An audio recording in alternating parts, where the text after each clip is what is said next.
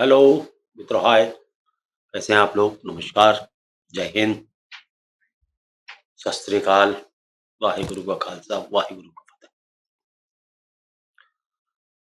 देखिए, जो आज ये हमारा चैप्टर है, लेक्चर 30, ये जनरल एक्सेप्शंस या आप इसे कहते हैं द डिफेंस और गुड ग्राउंड्स ऑफ एक्विटल और गुड ग्राउंड्स ऑफ सेफ्टी और डिफेंस। अभी तक हमने सेक्शन 30 तक आपको जो डिफेंस प्रोवाइड की गई है लॉ में,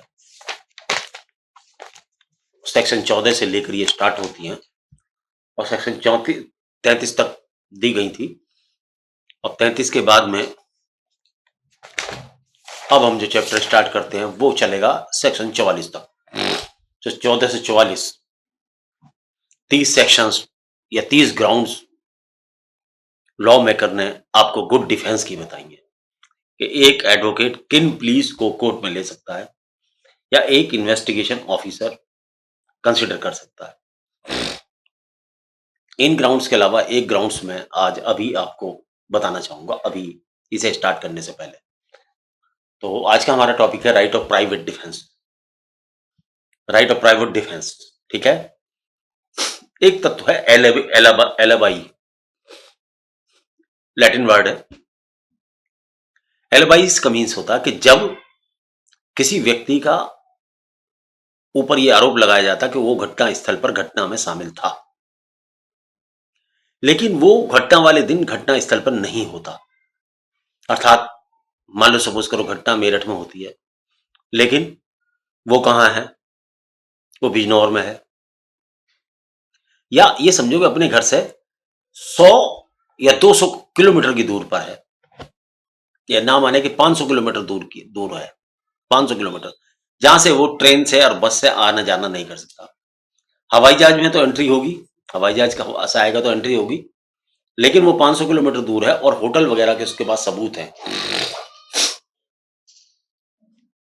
जिसे उस कोर्ट में दिखा सकता है कि ऐसे नहीं नहीं साहब, मैं तो होटल में था।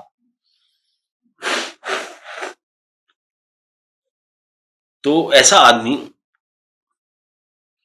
कि मैं घटना स्थल पर मौजूद था, इस बात की प्ली भी एलिबाई में ले सकता है। इसके अलावा और भी तर्क हो सकते हैं कि जैसे कोई आदमी इस कैपेबल ही नहीं है कि वो घटना में अंजाम दे सके, कत्ल कर सके या कुछ कर सके, ज़ईफ है, बहुत बूढ़ा है और मेडिकल सर्टिफिकेट लगाता है वो, तो वो भी ग्राउंड्स होती है। लेकिन एलिबाई जो है बहुत इंपॉर्टेंट है कि जब आदमी घटना स्थल पर ना होकर घटना स्थल से इतनी दूर है कि वो घटना को किसी तरीके से अंजाम दे ही नहीं सकता और वो दूसरी जगह होटल वगैरह में, तो ये भी एक सबूत के तौर पर काम लिया जा सकता है। ये भी एक गुड डिफेंस है। अब यहां बात चलते हैं right of private defence. Right of private defence दो प्रकार का होता है। एक तो अपने शरीर की रक्षा का अधिकार तथा अपनों की, अपने बच्चों की या अन्य व्यक्तियों की सुरक्षा का अधिकार, रक्षा का, आत्मरक्षा का अधिकार। तो ये सिर्फ अपनी शरीर की रक्षा नहीं, अपने बच्चों के शरीर की या किसी अन्य निर्दोष आदमी की रक्षा के, शरीर की रक्षा के अधिकार में भी ये शामिल होता है। इसके अलावा इसी में का हिस्सा है प्रॉपर्टी की रक्षा का अधिकार। तो प्रॉपर्टी की रक्षा का अधिकार भी होता है मनुष्य को अपनी प्रॉपर्टी को, या जिस प्रॉपर्टी को काबिज है या किसी और प्रॉपर्टी को लूट से, चोरी से, डकैती से, मिसचीफ से बचाने का अधिकार या क्रिमिनल ट्रेसपास से बचाने का अधिकार होता है। तो यहां हम आपको इन्हीं जो लॉ में दिया हुआ है, लॉ को पढ़ते हैं, बताते हैं आपको क्या है ये अधिकार। जो आपको प्राइवेट डिफेंस का अधिकार है, ये कई बार मनुष्य की मौत तक, दूसरे जो अपोनेंट है या शत्रु है या लुटेरा है या चोर है, उसकी मौत करने तक भी सीमित हो सकता है। लेकिन इसका एक बारीक पहलू यह है कि हमें इतना ध्यान रखना चाहिए कि हमें उतनी ही शक्ति का उपयोग करना चाहिए जितनी शक्ति का उपयोग कोई प्रूडेंट आदमी वैसी परिस्थितियों में करता। एक तो ये बात, दूसरी ये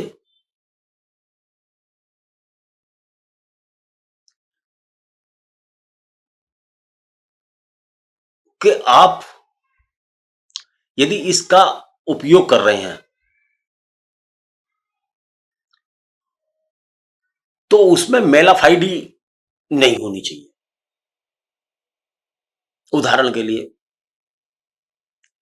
एक आदमी डंडा वंडा लेके आए हैं और वो तुमसे लड़ रहे हैं और तुम्हें ये प्रतीत होता है कि इससे मौत होना संभव नहीं है, डंडी इतनी पतली है, तो आप उन्हें गोली नहीं मार सकते। अर्थात आप उतनी ही पावर का यूज करेंगे जितनी की मौका पर परिस्थितियों में आवश्यक है। यदि उस पावर से यूज ज्यादा करेंगे तो वो अपराध की श्रेणी में आएगा। ये सब बातें इन्वेस्टिगेशन ऑफिसर भी देखता है और जुडिशियल ऑफिसर भी देखता है कि आपके द्वारा कितनी शक्ति का दुरुपयोग किया। मान लो एक बूढ़ा आदमी आपसे लड़ रहा है लेकिन वो बहुत कमजोर है, तो आप उसे हाथ से रोक सकते हो, लेकिन आप उसकी पसली पे घूसा मार देते हो, जबकि उसे आप हाथों से भी रोक सकते हो। लेकिन ये बच्चा आपसे लड़ रहा है, लेकिन बच्चा आपको मारने की कैपेसिटी में बिल्कुल निहत्था है, लेकिन आप ठाके उसे गोली मार देते। तो यहां ये राइट ऑफ प्राइवेट डिफेंस आपका नहीं बनता। तो right of private defence use करने में आपको जेन्युइनिटी भी होनी चाहिए, नकली काम नहीं होना चाहिए। किसी आदमी से आपसे की लड़ाई हुई, वो आपके घर में चाकू लेके आ गया, आप ठीक है कि आपको लगता है कि वो आपको जान से मार देगा, आपको पूर्ण विश्वास है, आपके घर में पिस्टल रखी है, आपने सरकारी लाइसेंसी पिस्टल से गोली मार दी उसे, या कोई चीज हथियार रखा, भाला रखा है, आपने उसे मार दिया, कोई ऑफेंस नहीं है। लेकिन ये नहीं है कि आप उसे बाहर से पकड़ के लाओ अपने घर में, उसे मार दो और फिर आप क्लेम करोगे राइट ऑफ प्राइवेट डिफेंस है मेरा। नहीं, ये नहीं चलेगा। ये नहीं चलेगा कि आप उसे घर में बुला के लाओ और उसे मार दो, तो ये राइट ऑफ प्राइवेट डिफेंस नहीं। तो आओ डिस्कस करते हैं जो लॉ कहता है, जो लॉ कहता है, हमारा लॉ, इंडियन लॉ जो नए रूप से सृजित किया गया है। पहले हमारे पास आईपीसी थी, अब नया एक्ट में थोड़ी सी चेंज करके हमारे सामने एक नई संहिता रखी गई है जिसे कहते हैं भारतीय न्याय संहिता 2023। इसका section 34 deals with things done in private defence. Section 34, nothing is an offence which is done in the exercise of right of private defence. कोई बात अपराध नहीं है जो व्यक्तिगत प्रतिरक्षा के अधिकार के प्रयोग में की जाती है। जैसा कि मैंने पहले बताया, कोई अपराध नहीं है, no offence, it is a good defence.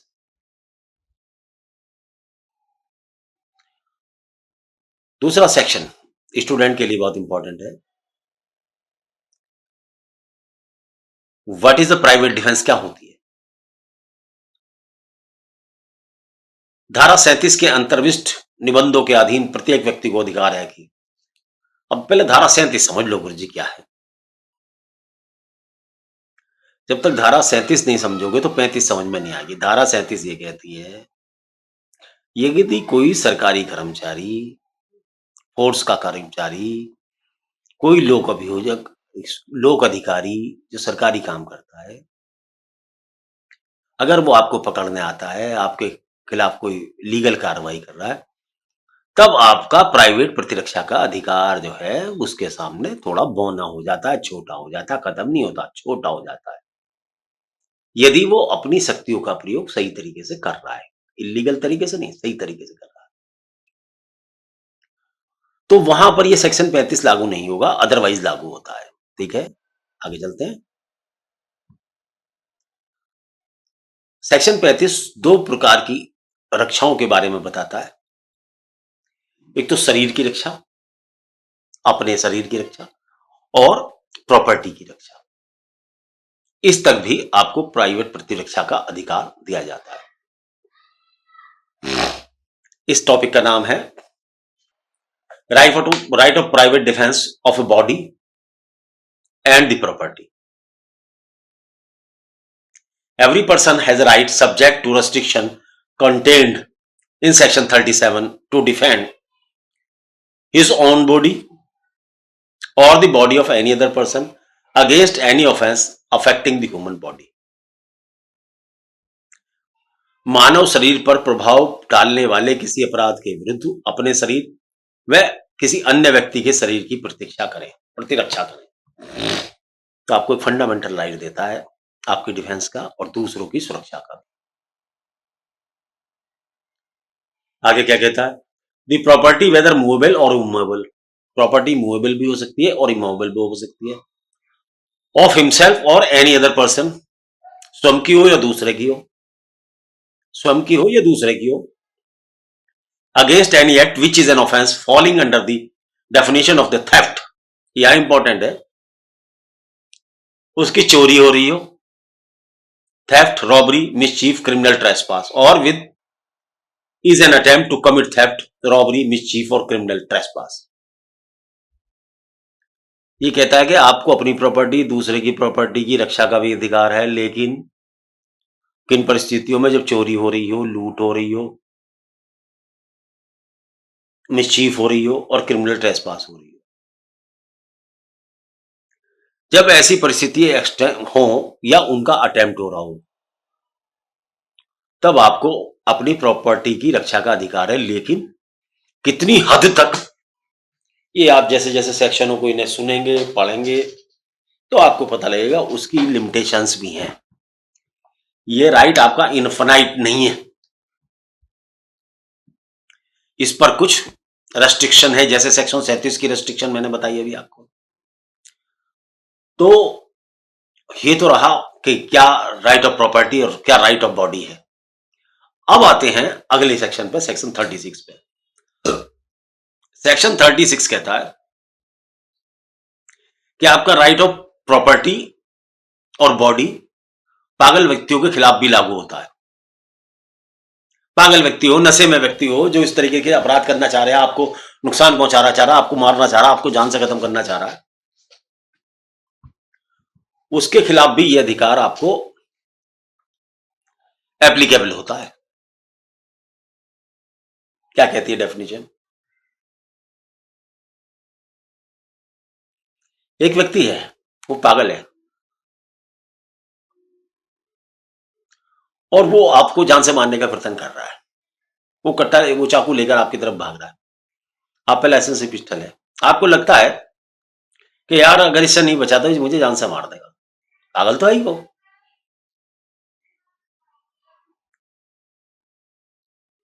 पागल तो है ही। आपने उसे मार दिया, नो ऑफेंस।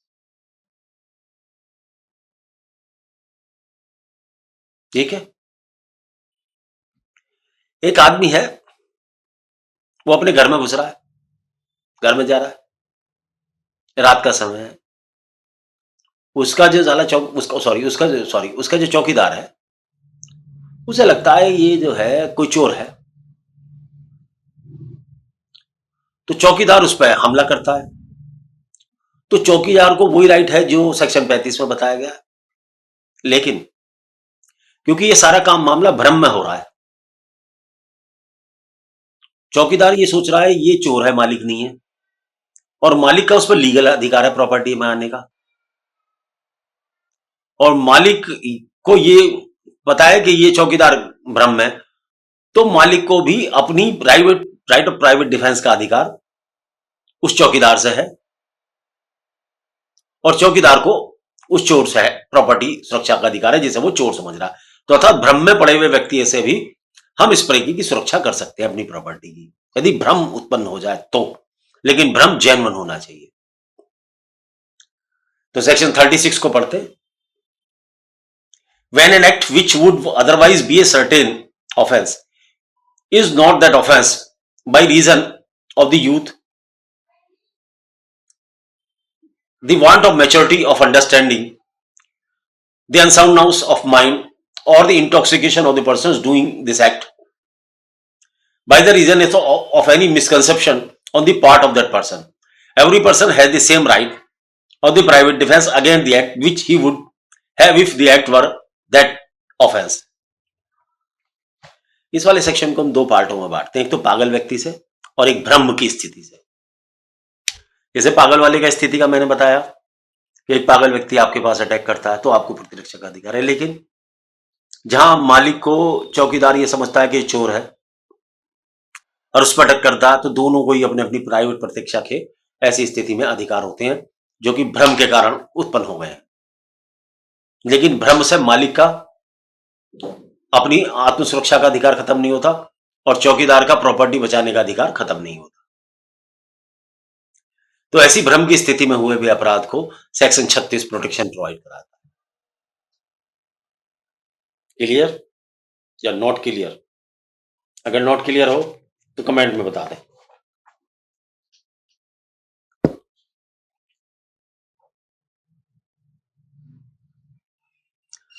सेक्शन 37 जैसे मैंने बताया आपको, सेक्शन 37 इन एक्सेप्शंस की भी एक्सेप्शंस है। अगर गवर्नमेंट सर्वेंट कोई काम करता है जो लीगल उसे बाउंड है और वो अपनी लिमिट्स में काम कर रहा है, तो आप उसके ऊपर अटैक नहीं कर सकते, वहां आपका प्राइवेट प्रतिरक्षा का अधिकार समाप्त हो जाता है। मान लो कोई आदमी आपको अरेस्ट करने आया है, उसके पास कोर्ट का वारंट है और वो आपको वारंट दिखा रहा है, तो आप ये नहीं है कि उसका अटैक कर देंगे या उसे मार देंगे। यदि कोई आदमी पब्लिक सर्वेंट है और वो कह रहा है कि मैं पब्लिक सर्वेंट हूं, तो आप उसको जो है मृत्यु या घोर उपाधि कारित नहीं कर सकते यदि वो अपनी ड्यूटी परफॉर्म कर रहा है। तो आप गवर्नमेंट सर्वेंट के ऊपर उसको नहीं कर सकते, या उसने किसी सबऑर्डिनेट को आदेश दिया तब भी आप उसको नहीं कर सकते। इसका सबसेक्शन 2 कहता है कि आपको अगर गवर्नमेंट सर्वेंट अपने अधिकार से ज्यादा बढ़ गया तो आप अपनी इतनी सुरक्षा कर सकते हो जितनी कि वो आगे बढ़ गया है। उसे आप जान से नहीं मार सकते, उसको आप डेंजरस या ग्रीवियस चोट नहीं मार सकते। इसको किताब से भी देख लें एक बार। Section 30 act against which there is no right of private defence. There is no right of private defence against an act which does not reasonably causes the apprehension of death or grievous hurt if done or attempted to be done by a public servant acting in good faith under the color of his office, though the act may not be strictly justifiable by law. Against an act which does not reasonably cause the apprehension of death or grievous hurt if done or attempted to be done by the direction of the public servant acting in good faith under the color of his office, though the direction may not be strictly justified by the law. In case in which there is a time to have recourse to the protection the public authorities. Next है, the right of private defense is no case extend to the inflicting of more harm than it is necessary to inflict for the purpose of defense. इस line को आप हर जगह use करें। इस line को, जो second line है section 37 की, ये लाइन हर प्राइवेट डिफेंस के हर क्षेत्र में लागू होगी। आपका ये राइट लिमिटेड है। क्या राइट है? The right of the private defence is no case extend to the inflicting of more than that it is necessary to inflict for the purpose of the defence.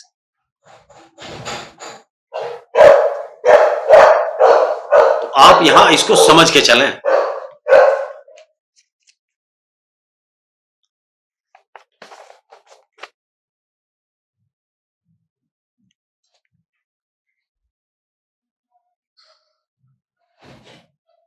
Section 38,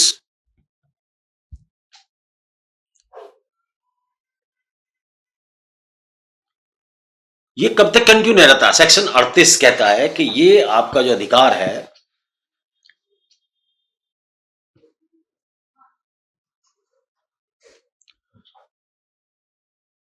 when right of private defense of the body extend to the cause death, आपका जो private property body की रक्षा का private defence of a body किसी व्यक्ति की मृत्यु करने तक किन परिस्थितियों तक एप्लीकेबल रहता है? हिंदी में बताता हूं आसान शब्दों में। ये उन परिस्थितियों को बताता है कि किन परिस्थिति तक आप किसी व्यक्ति को अपनी आत्मरक्षा में नुकसान पहुंचा सकते हो या मार सकते हो। ये एक बॉर्डर फिक्स करता है। ये क्या? एक बॉर्डर फिक्स करता है। उस बॉर्डर लाइन तक तो ये आपका एग्जिस्ट करता है, उससे ज्यादा नहीं। उसको परिस्थितियां बताती हैं कि बॉर्डर लाइन आपने कब क्रॉस की, चोर ने कब क्रॉस की, जो वो इस स्थिति में आया कि उसे मारा जा सके, और आपने कब उस स्थिति को क्रॉस किया जब चोर को जान से ना मारा जा सके। ये इंपॉर्टेंट फैक्टर है। ये एविडेंस से डिसाइड होता है और परिस्थितियों से एवोल्यूट किया जाता है। ये परिस्थितियां बताती हैं कि क्या वास्तव में मारना जरूरी था। जरा समझे क्या क्या है। शरीर की प्राइवेट प्रतिरक्षा के अधिकार का विस्तार पूर्ववर्ती अंतिम धारा 33-37 में वर्णित निर्बंधों के अधीन रहते हुए हमलावर की स्वेच्छा मृत्यु कारित करने या कोई अन्य अपहानि कारित करने तक, यदि वह अपराध जिसके कारण ऐसे अधिकार के प्रयोग का अवसर आता है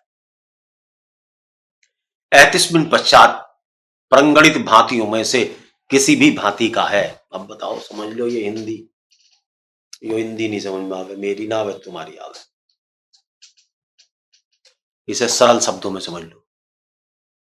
किन परिस्थितियों तक, किन स्थितियों तक और किस लिमिट तक कोई व्यक्ति राइट ऑफ प्राइवेट डिफेंस का इस्तेमाल बॉडी की अपनी सुरक्षा के लिए कर सकता है, अर्थात कब वो अभियुक्त को मार सकता है या उतनी चोट पहुंचा सकता है जितनी आवश्यक है। यह है इसकी हिंदी सरल। अंग्रेजी तो लिखी भी है ही। The right of private defense of the body extend under the restriction specified in section 37 to the voluntary causing death of any other harms to the assailant if the offense with which occasion the exercise of the right by the law or by right be of any of the description here and after enumerated namely। कहां तक है आपका, जरा देखो आप।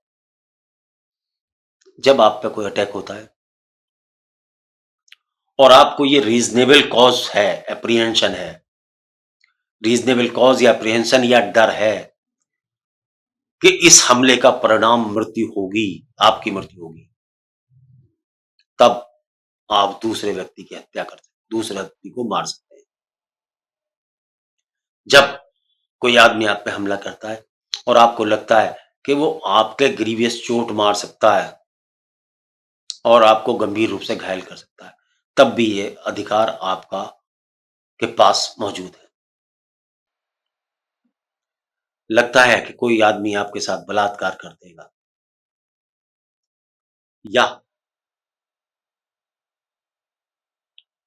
प्राकृतिक विधि विरुद्ध काम तृष्णा की तृप्ति के आशय से कोई हमला करेगा, तब भी आपका अधिकार एक्सटेंड करता है, रक्षा मिलता है आपको। कोई आपकी किडनैपिंग करने की कोशिश कर रहा है या अपहरण, किडनैपिंग होता है नाबालिग बच्चे की जिसकी 18 साल से कम उम्र है, और एब्डक्शन कहते हैं जब 18 साल से कोई बड़ा व्यक्ति होता है। तो जब आप कोई किसी की किडनैपिंग या एब्डक्शन करने की कोशिश करता है, तब भी किसी व्यक्ति को मारने का हमारा अधिकार जिंदा रहता है या उतनी चोट पहुंचाने का अधिकार हमारा जिंदा है जिससे कि हम अपने को वहां उससे सुरक्षा कर सकें। आपको ऐसा लगता है कि कोई आदमी आपको रॉन्गफुल डिफाइन कर लेगा और सॉरी रॉन्गफुल रिटेन कर लेगा, तो उन परिस्थितियों में जब तक आपको ऐसा भय लगा रहे कि रॉन्गफुल कन्फाइनमेंट का है लगा रहे, तब तक ये आपका राइट एक्सटेंड करता है। तो जरा सा इस अधिकार को समझ लें। देखिए, एक आदमी आप पे अटैक करने आया, डंडा लेके आया, आपने भी घर से डंडा उठा लिया या चक्कू उठा लिया, वो आपका डंडा देखते ही आपके पास से भाग गया। जैसे आपने डंडा उठाया, वो आपका घर छोड़ के भाग गया, और भाग के वो दूर चला गया, और उतनी दूर चला गया कि वो आपको उससे उस दूरी से वो आपका अटैक नहीं कर सकता। तो आप यदि उसके पीछे जाके उस पे हमला करते हो, तब ये राइट ऑफ प्राइवेट डिफेंस नहीं है।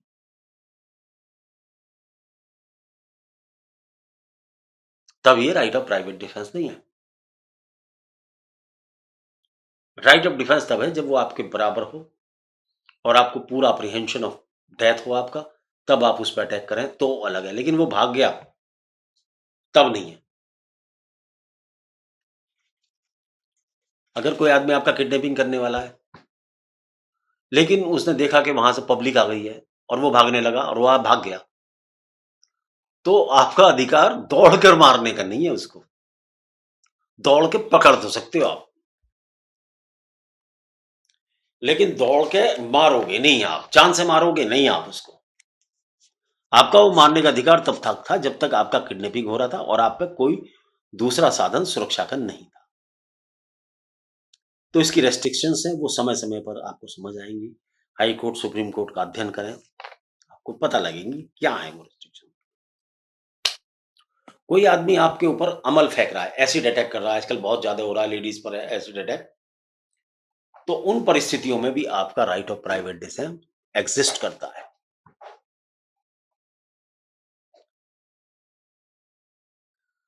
सेक्शन 39 इसकी लिमिटेशन बनाता है और ये बताता है कि कौन सी परिस्थितियां ऐसी हैं जिसमें आप राइट ऑफ प्राइवेट डिफेंस की उतनी मात्रा में उपयोग नहीं कर सकते, अर्थात मृत्यु नहीं कर सकते। कहने का मतलब सिर्फ सीधा ये है। तो सेक्शन 37 की, कोई सरकारी कर्मचारी है तो ये नहीं कि आप उसे, अगर वो अपनी प्राइवेट ड्यूटी कर रहा है और जस्टिफाइड कर रहा है, तो आपका private defence, right of private defence आपका नहीं होता। और यह धारा 38 में जो बताई गई है स्थितियां, उससे बाहर आप निकलते हैं तो ये लिमिटेशन बताता है सेक्शन 39। बस यही उसकी वो है, ये सेक्शन 39 इन्हीं बातों को बताता है कि भाई लिमिट में रहो, लिमिटेशन क्रॉस मत करो। ये इसकी डेफिनेशन है और ये इसकी ये बताता है जो मैंने आपको एक्सप्लेन कर दिया कि जैसे बताया कि चोर भाग रहा है, लेकिन आप उसे फिर उसे भाग के मार रहे हो, तो उसमें प्रॉपर्टी भी छोड़ दी हमने तुम्हारी, फिर भी आप उसे पकड़ लो। पकड़ने का अधिकार है, तब मारने का नहीं है। और इसी प्रकार से सेक्शन 40 है। सेक्शन 30 तो ये कहता है when such right extend to the causing any harm other than death, कि आप कब आदमी को नहीं मार सकते, जान से नहीं मार सकते। तो ये तो सेक्शन स्पेसिफिक लगता है जहां सेक्शन 38 वाली पोजीशन है, और जहां 37 वाली, जहां गवर्नमेंट सर्वेंट के ऊपर आप अटैक करता है कोई आदमी, उसके खिलाफ कोई राइट ऑफ प्राइवेट डिफेंस करता, तब की परिस्थितियों को बताता है कि उनकी मौत नहीं कर सकते आप, आपका ये राइट खत्म हो जाएगा। सेक्शन 40 बताता है right of private defence of body, the commencement of the continuous of the right of private defence of the body. ये आपका कंटिन्यू कब तक रहता है, जैसा इसने नीचे बताया कि कौन कौन से अधिकार का विस्तार कब तक है, ये उसी को बताता है, वो एक्सटेंड था, कंटिन्यूएशन है। The right of private defence of the body commences as soon as the reasonable apprehension of danger to the body arise from और एन अटेम्प्ट और threat of commit offence, though the offence may not have been committed, and it continue as long as apprehension of danger the body. मतलब सीधी बात है, जब से आपके ऊपर डेंजर आया और जब तक आपको ये लग रहा है कि डेंजर है, तब तक आपको right of private defence body का सेक्शन 44 के तहत मिलता है, 40 के तहत मिलता है। ये आपके डर के स्तर पर डिपेंड करता है कि आपको कितना डर लग रहा है। अब वो चाहे अपराध हो या ना हो या केवल अटेम्प्ट ही हो, उन सब परिस्थितियों में एक्सटेंड करता है। अब इसी तरीके से सेक्शन 41 कहता है कि ये प्रॉपर्टी की रक्षा आप कब तक कर सकते हैं, ये प्रॉपर्टी की रक्षा का अधिकार आपको कब तक मिलता है।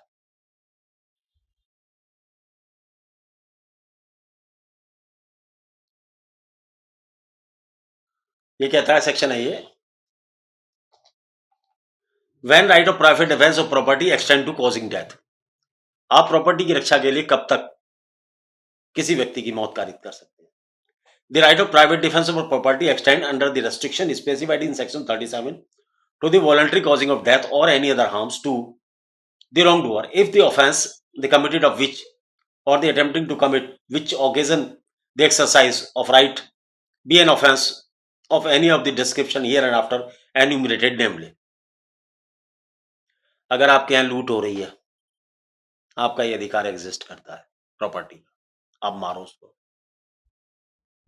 आपके घर में कोई कूमल कर रहा है, छेद बना रहा है, घर में घुसने का प्रयत्न कर रहा है लूटने के लिए, criminal trespass house breaking after sunset and before, रात्रि के समय आपके घर में लूटने का प्रयास कर रहा है, सॉरी हाउस ब्रेकिंग, कूमल कर रहा है, कूमल बोलते हैं एक वर्ड होता है घर के अंदर छेद बना के घुसना, या उस रास्ते से घुसना जो रास्ता इसके लिए नहीं है, जैसे सीढ़ी लगा के कोई आदमी आपके घर में घुस रहा है, कोई आदमी आपकी दीवार तोड़ के अंदर घुस रहा है, या कोई दरवाजा तोड़ के घुस रहा है, तो ऐसा जो होता है वो गृह भेदन कहलाता है। जब कोई अग्नि या विस्फोट द्वारा आपके मकान, दुकान, तंबू या जिसके अंदर आप रहते हो उनमें कोई आग लगाना चाहता है, तब आप आग लगाने से अपनी रक्षा कर सकते हैं। जब कोई आदमी चोरी करता है, रिस्ट्री करता है, मतलब मिसचीफ करता है, या हाउस ट्रेसपास करता है, तो ऐसी में भी आपको प्राइवेट डिफेंस मिलता है प्रॉपर्टी की रक्षा का। इन चारों स्थिति में आप किसी की मृत्यु तभी कर सकते हैं जब आपको यह 100% विश्वास है कि आपकी मौत निश्चित है। तो देखिए टाइम हो गए 32 मिनट और अभी 4 सेक्शन इसके और बाकी हैं, तो हम जो है थोड़ा इसको सेक्शन 41 पर आपको रोकते हैं और 42 से अगले चैप्टर में पढ़ाएंगे आपको। ठीक है, नमस्कार, जय हिंद।